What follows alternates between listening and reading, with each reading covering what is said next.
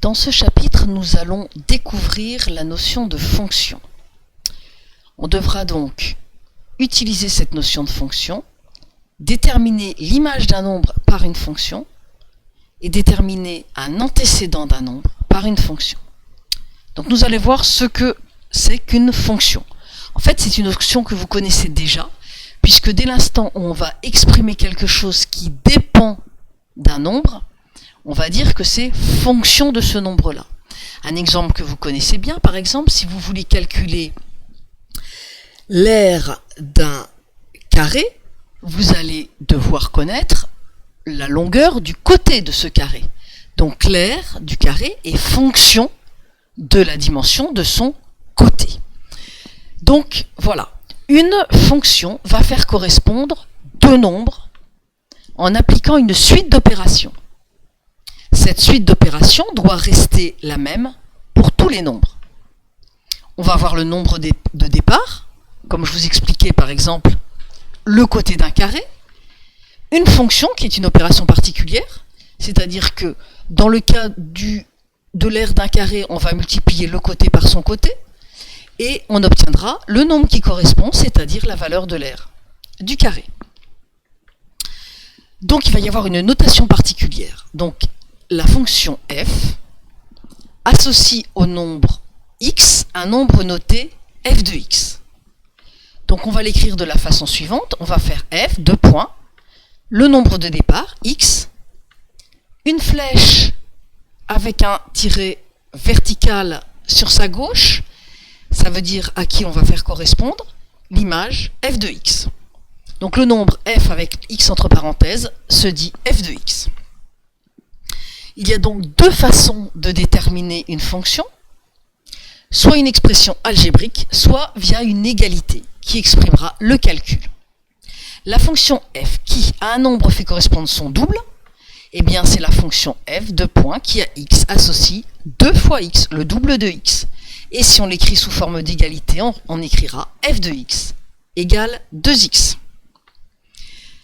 G, puisqu'on va prendre un autre nom de fonction, G, la fonction qui à un nombre fait correspondre son carré, et donc on va écrire G, deux points, x, la petite flèche avec sa barre verticale, x au carré. Et sous forme d'égalité, on écrira g de x égale x au carré. Donc, on a deux façons. Soit on écrit le calcul derrière cette petite flèche, soit on met juste f de x, qui va être l'image, va être égal à 2x, ou g de x égale x au carré.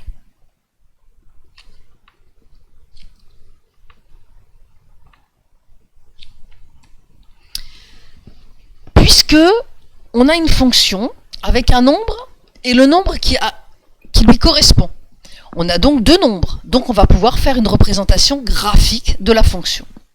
Donc dans un repère, on représente graphiquement une fonction en utilisant en fait les coordonnées fournies par x et f de x. Donc dans un repère, la représentation graphique d'une fonction f est l'ensemble de tous les points m aux coordonnées x, f de x. Voici l'exemple suivant. Pour x égale 1, on va avoir, puisque la fonction c'est x2 moins 2x moins 1, on va avoir 1 au carré moins 2 fois 1 moins 1, on fait les calculs et on obtient moins 2. Donc le point de coordonnées 1 moins 2 sera un des points de la courbe.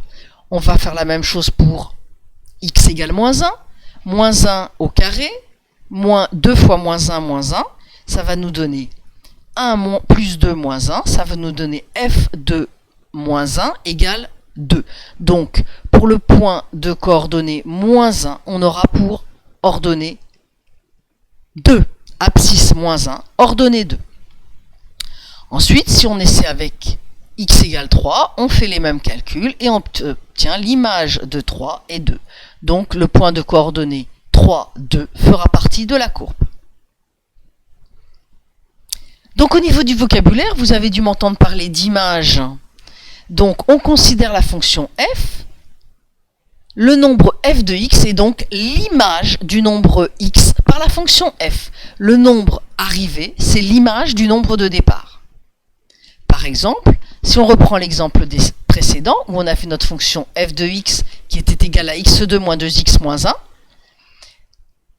2 est l'image de moins 1, moins 2 est l'image de 1, et 2 est aussi l'image de 3. Donc, le nombre moins 2 est l'image du nombre 1, le nombre 2 est l'image des nombres moins 1 et plus 3. Donc, on voit que un même nombre peut être l'image de plusieurs nombres. Le nombre de départ va s'appeler l'antécédent. On considère la fonction f. Le nombre x est l'antécédent du nombre f de x par la fonction f.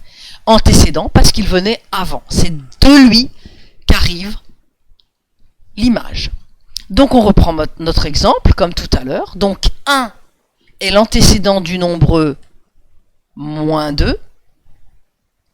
Moins 1 et 3 sont les antécédents du nombre 2 par la fonction f. Voilà, vous avez tous les éléments maintenant pour pouvoir faire les exercices proposés.